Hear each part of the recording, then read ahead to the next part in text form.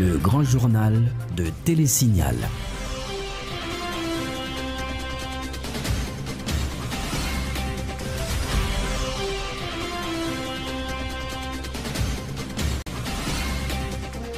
Mesdames, Messieurs, bonsoir. Merci de suivre le grand journal de Télésignal. À la une de l'actualité, le 7 septembre est maintenu pour la rentrée des classes. Le gouvernement a pris les dispositions nécessaires pour accompagner les parents, rassure le ministre de l'Éducation nationale qui annonce des dons et des subventions en faveur des élèves. La mission d'observation électorale de l'Union européenne en Haïti apprécie le travail des techniciens du centre de tabulation des votes, mais appelle cependant à rectifier certains problèmes relatifs à l'acheminement du procès-verbaux pour le reste du processus. Rencontre ce mardi entre plusieurs candidats à la présidence du secteur protestant. La démarche consiste à désigner un candidat unique à l'élection présidentielle de 2015. 3 des noms ont été sélectionnés. À l'étranger à présent, émissions de gaz à effet de serre dans le monde, les États-Unis sont conscients de leur rôle dans le réchauffement climatique. Le président Obama lance son offensive contre cette pratique ce mardi.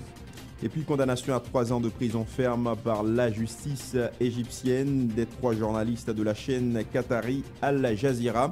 Arrêtés en 2013, ils ont été inculpés pour diffamation en soutien aux frères musulmans. Voilà pour les titres, mesdames, messieurs. À tout de suite.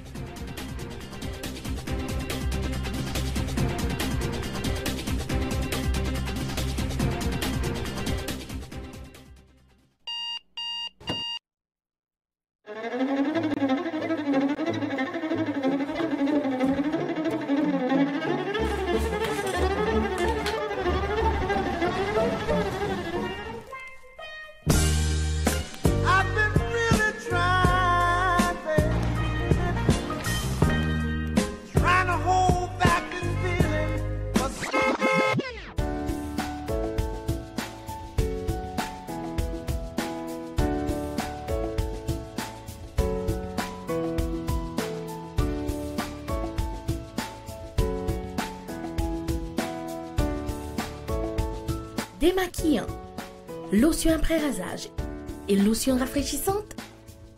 Limacol, la fraîcheur de la brise dans une bouteille. Limacol est un produit de la Disprofar en vente dans tous les supermarchés et les pharmacies.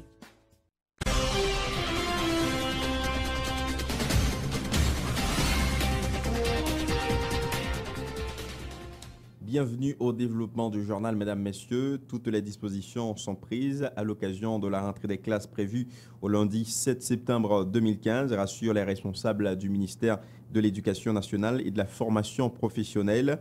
Au cours d'une conférence de presse ce mardi, le ministre de l'Éducation, Nesmi Maniga, indique que présentement, le ministère distribue sous forme de dons 4000 kits scolaires et subventions, 3 millions de manuels scolaires à travers les 10 départements du pays. Le ministre Maniga annonce la distribution de 50 000 uniformes en faveur des élèves des écoles publiques. Les précisions du ministre de l'Éducation nationale, Nesmi Maniga, ont été recueillies par Michel Alexis et Fézé Mathieu. Le gouvernement lui prend pile disposition pour faciliter entre l'école là, même Jean Santé qu'on prend et en 2014-2015, nous a fait kits scolaires, gagné 400 000 kits qui en distribution à l'échelle du territoire. Gagné environ, dans le document que nous remettons là, 3 millions de livres, qui 2 millions, c'est livres que le gouvernement subventionné à 70%. Gagné 1 million, c'est livres qui baillent en dotation. Et donc, c'est livres que nous avons remettre dans l'école. Et nous avons publié à Nessa, dans le journal dans le pays, liste, tout imprimeur qui participait, éditeur qui participait dans le programme ça, surtout pour éviter abus, nous-mêmes publier et nous allons mettre la presse la aujourd'hui, liste avec prix, non seulement que nous achetons dans l'éditeur, mais prix que l'éditeur supposé vendre. Gagner 50 000 uniformes scolaires chaque année qui peut livrer dans l'école qui a plus besoin. Naturellement, chaque année, l'État fait effort pour gagner plus toujours. Ça ne va pas permettre de nous couvrir toute population qui a supposé besoin d'uniforme, mais c'est un qui choisit quand même. Et puis, l'on fin fait question kit, nous fin fait livre, nous fin fait uniforme, programme année ça que le gouvernement a déployé pour l'entrée scolaire là, dans ce qui concerne la cantine scolaire là, a concerné 700 000 petits moun dans le début, mais on a continué la discussion avec même bailleur de fonds qui toujours participé avec le gouvernement pour nous capables d'augmenter au fur et à mesure pendant l'année scolaire. Et sur le plan sécuritaire, le titulaire du ministère de l'Éducation nationale et de la formation professionnelle déclare que les autorités policières et du pôle travaillent actuellement sur un plan visant à accompagner les élèves à l'occasion de la rentrée des classes le 7 septembre prochain.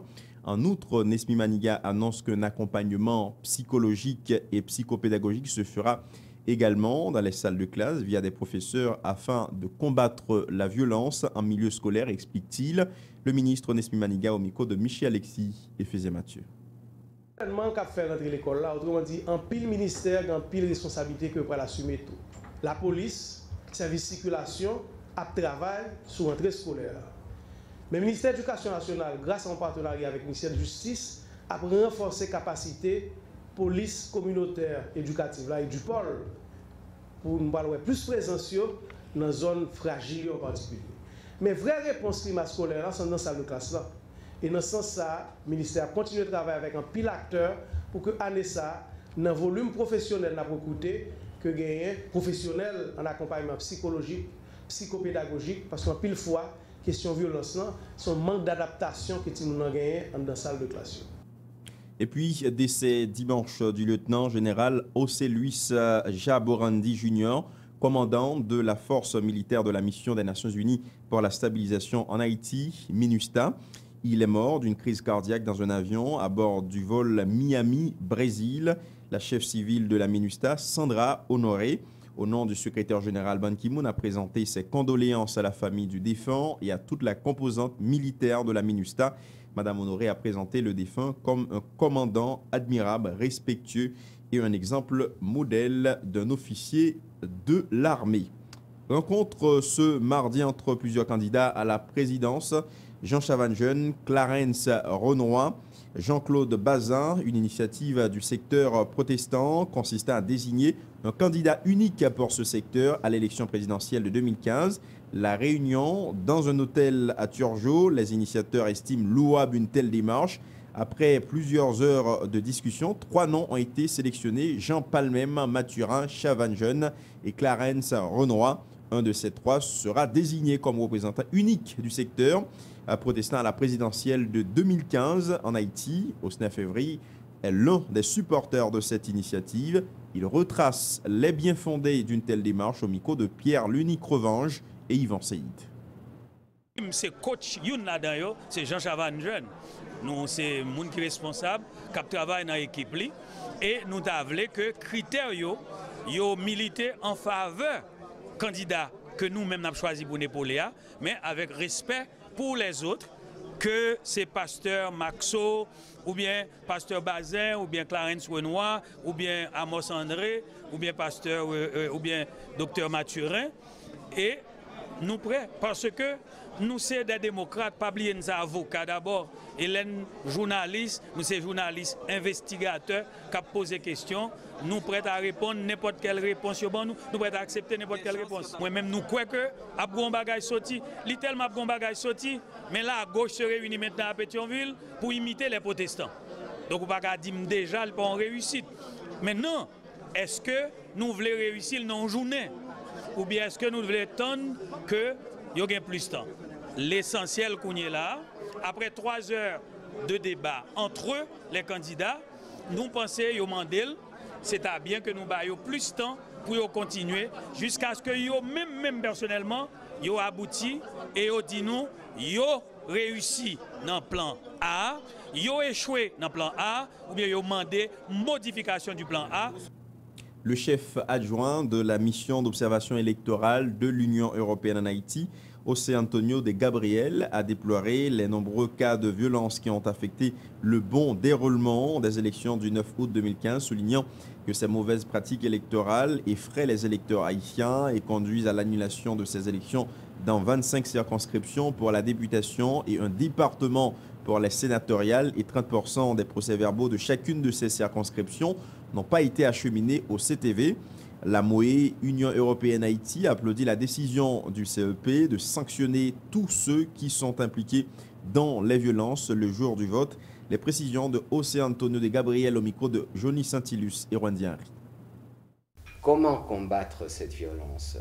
On a vu que jusqu'à présent, le CEP a décidé la répétition de ces élections dans déjà 25 circonscriptions à la députation et une circonscription au Sénat, l'Artibonite. À l'origine de cette décision du CEP se trouve le constat justement de ces violences, dans la mesure où, dans ces circonscriptions, la violence aurait eu un impact très grand. Donc, 30% moins de procès-verbaux de ces circonscriptions annulées ne seraient jamais parvenus au centre de tabulation. Dans ces conditions, nous interprétons ces gestes ou cette décision du Conseil électoral provisoire comme un signal clair qu'on envoie aux fauteurs de troubles, selon lesquels ils ne pourront pas tirer un bénéfice électoral du fait de l'annulation des résultats dans certains bureaux de vote qui ont fait l'objet de violences. C'est clair que tout le monde a observé pas mal de cas de saccages et de violences dans des centres de vote, plus dans certains départements que dans d'autres, plus dans certaines circonscriptions que dans d'autres. Évidemment, nous n'étions pas présents dans tous les bureaux de vote, mais statistiquement, avec notre échantillon représentatif d'observation, on a constaté néanmoins que les problèmes avaient une certaine ampleur, dans le sens où ça ne touchait pas la majorité des centres de vote, mais ça touchait un nombre important. Donc alors, le CEP, il a pris sa première décision. Également, il a pris la décision de radier un certain nombre de candidats qui ont été considérés coupables ou responsables de certaines de ces attaques. Et il a également lancé un avertissement à certains partis dans certaines circonscriptions en disant que si les faits se répètent, ils pourraient faire l'objet des sanctions plus sérieuses.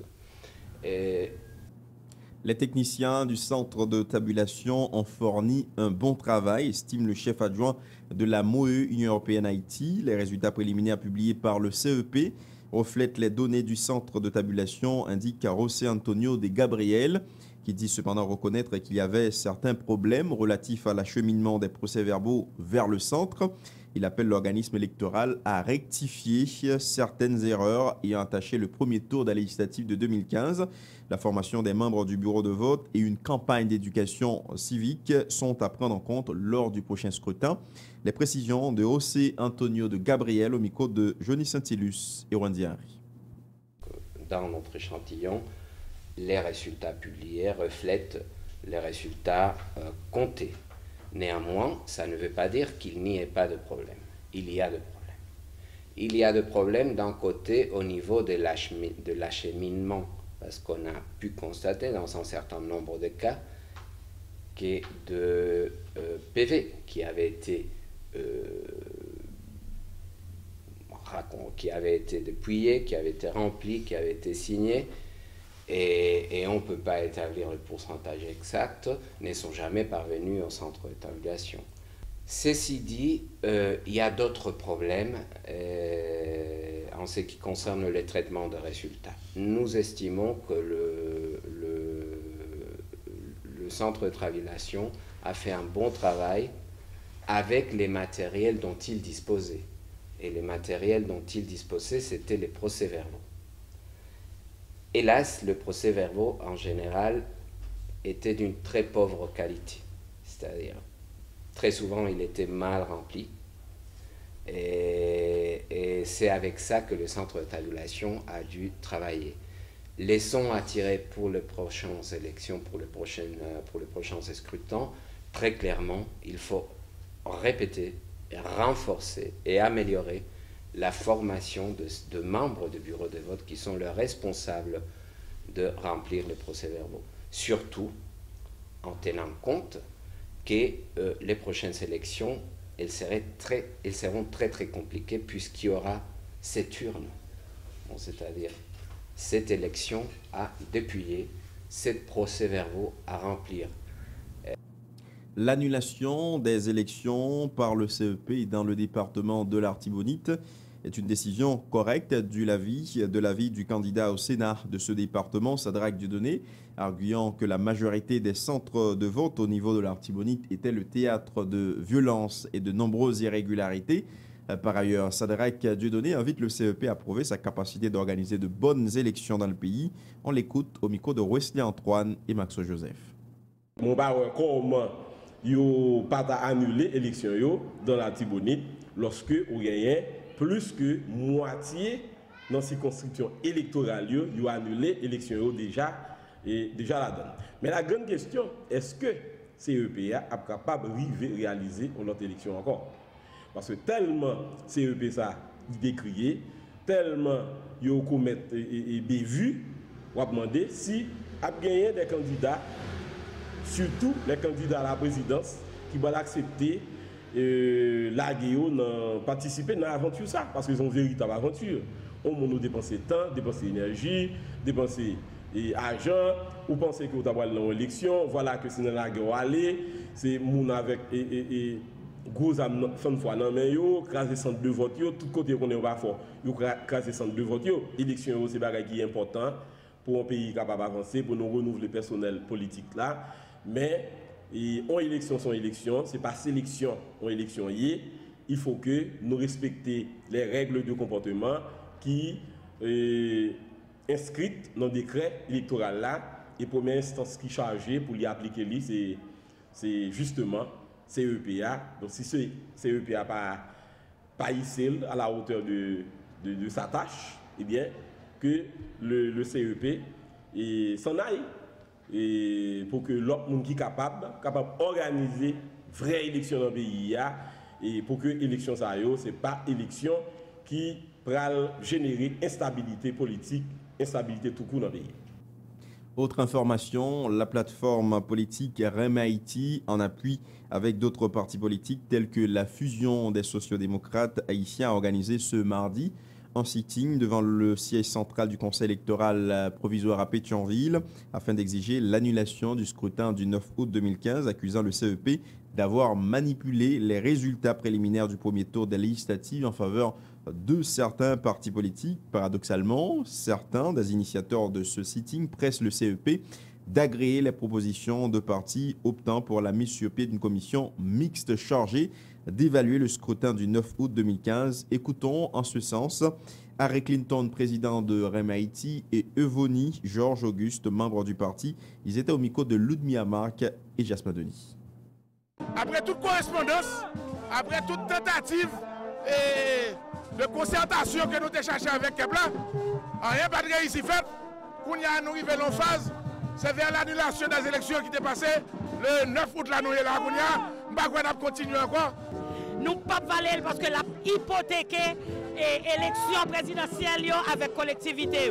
Et nous faisons pile sacrifice pour nous aller dans l'élection. Nous ne pouvons pas quitter un groupe de 9 personnes qui a couru derrière l'argent, qui a couru derrière la richesse, comprendre pour mettre l'avenir de tout ton pays en danger. Nous demandons pour respecter ça nous demander. Ça veut dire créer une commission mixte pour nous chiter ensemble, pour nous faire ça n'a fait.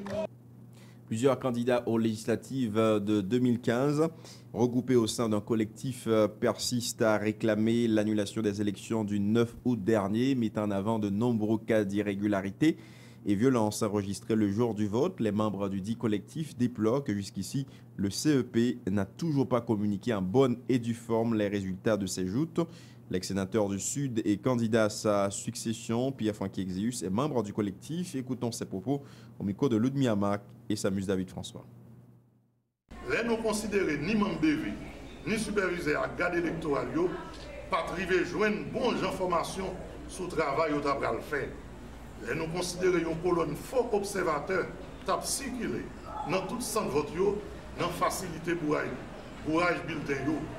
Les nous considérer déclaration président KEPA, Pierre-Louis Oponte fait pour lui reconnaître publiquement l'opération électorale là, Tegemagoui là-dedans, collectif l'a constaté, journée aujourd'hui, KEPA n'a pas jamais publié le résultat mascarade élection avec signature de KEPA, ni sur l'institution.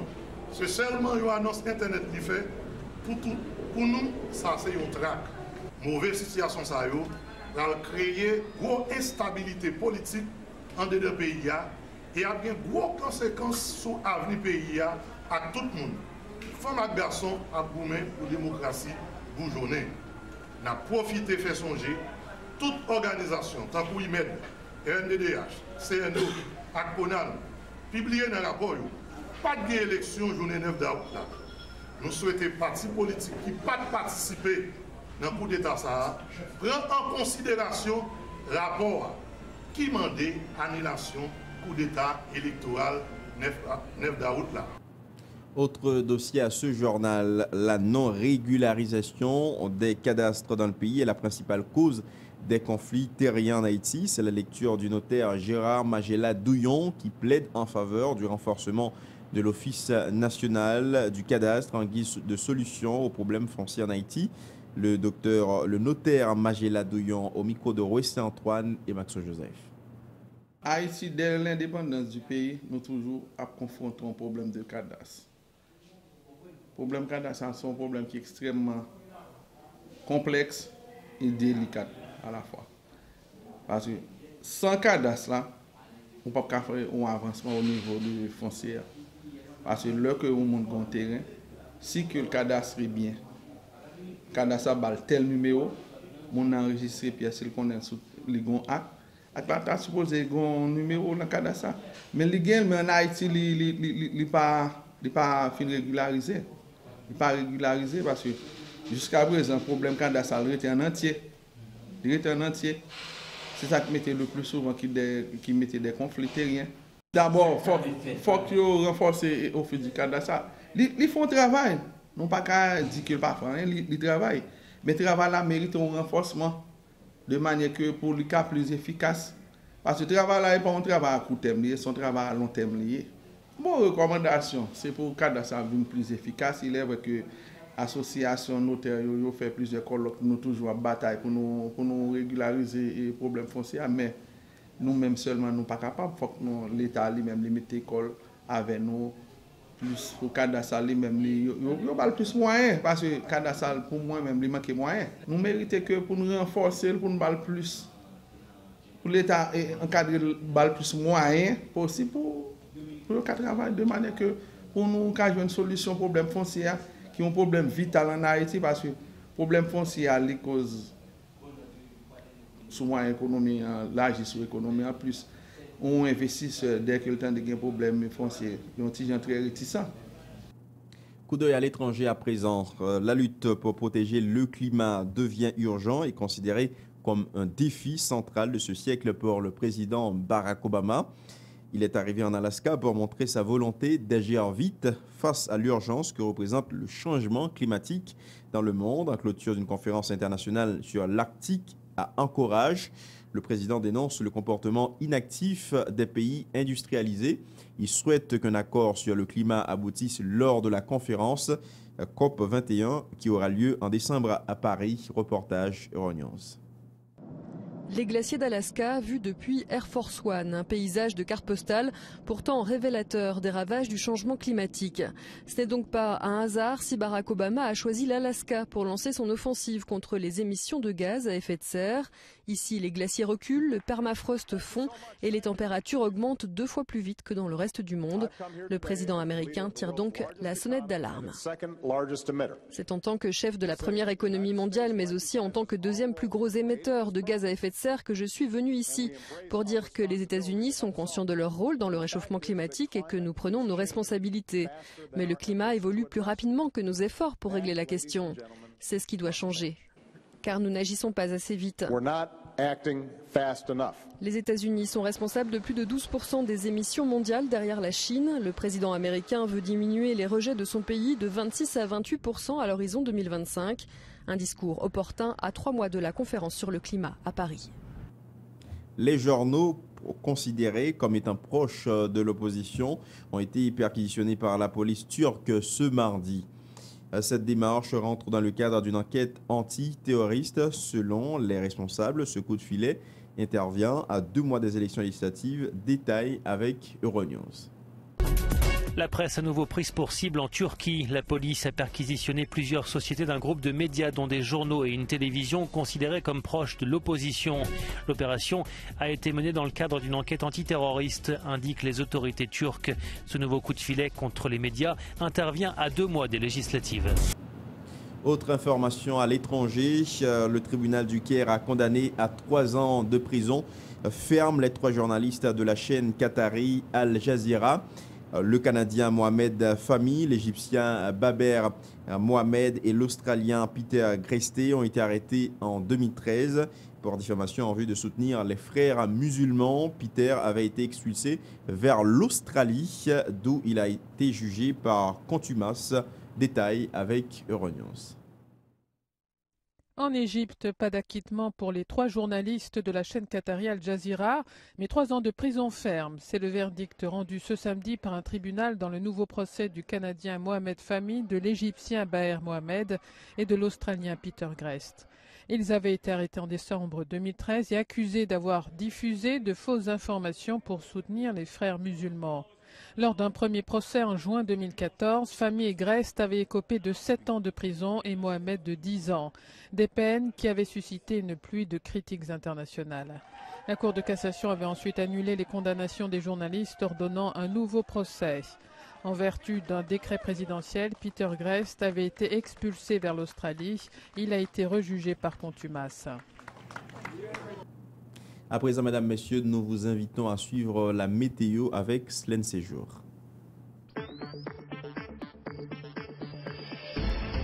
Bonsoir tout le monde, bienvenue dans le bulletin météo pour jeudi 1er septembre 2015. À soir à Port-au-Prince, la température là à 23 degrés Celsius, là fait bon. Nous avons un ciel nuageux, nous avons forte possibilité pour nous gagner la pluie avec orage. Nous avons un vent qui prend direction sud avec une vitesse qui avoisine 6 km à l'heure. Au Cap Haïtien, température là 21 degrés Celsius, là fait bon. Nous avons un ciel nuageux. Nous avons forte possibilité pour nous gagner la pluie avec orage. Nous avons un vent qui prend direction est avec une vitesse qui avoisine 17 km à l'heure. Au Caille, température là à 26 degrés Celsius, là fait plus ou moins chaud. Nous avons forte possibilité pour nous gagner la pluie avec l'orage. Nous avons un vent qui prend direction est avec une vitesse qui avoisine 17 km à l'heure. Jacmel, température là à 27 degrés Celsius, là fait chaud. Nous avons un ciel humide et chaud. Nous avons forte possibilité pour nous gagner orage. Nous avons un vent qui prend direction sud-est avec une vitesse qui avoisine 9 km à l'heure.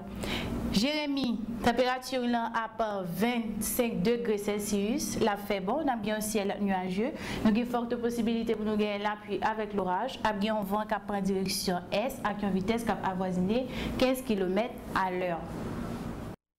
Gonaïve, température là à 24 degrés Celsius, là fait bon. Nous avons un ciel nuageux. Nous avons forte possibilité pour nous gagner la pluie avec orage. Nous avons un vent qui prend direction nord-est avec une vitesse qui avoisine 7 km à l'heure. Fort Liberté, température là à 21 degrés, là fait bon. Nous avons un ciel nuageux. Nous avons forte possibilité pour nous gagner orage. Nous avons un vent qui prend direction sud-est avec une vitesse qui avoisine 15 km à l'heure.